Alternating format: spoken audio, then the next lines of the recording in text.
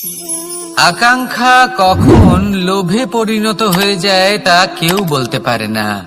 এবার তার পরিণাম কি হতে পারে তাও আমরা কেউ জানি না।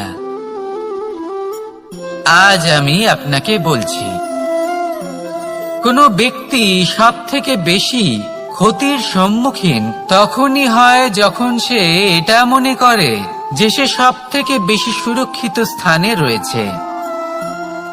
সে ভাবে যে সে সেখানে সুরক্ষিত রয়েছে। সে তখন অসাবধান হয়ে পড়ে, আর তখনই তাকে জীবনের সব থেকে বড় ক্ষতির সম্মুখীন হতে হয়। নিঃস্ব হয়ে যাওয়ার পরিস্থিতি কোনো মানুষের জীবনে তখনই আসে যখন তার কাছে প্রচুর সম্পত্তি থাকে এবং সে তার থেকে অনেক বেশি সম্পত্তি অর্জন করতে চায়। সেই অনেক বেশি সম্পত্তি অর্জন করার চেষ্টায় সে এমন কিছু করে বসে যার ফলে তাকে সমস্ত সম্পত্তি হারাতে হতে পারে।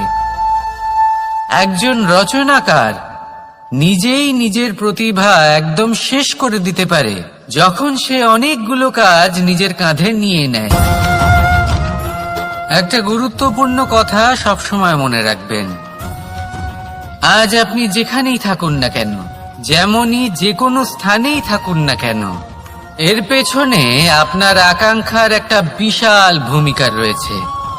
কিন্তু মনে রাখবেন, আপনাকে শিখতে হবে যে কখন আর কিভাবে নিজের উচ্চাকাঙ্ক্ষাগুলিকে লাগাম পরাতে হবে, কারণ এটা অত্যন্ত আবশ্যক।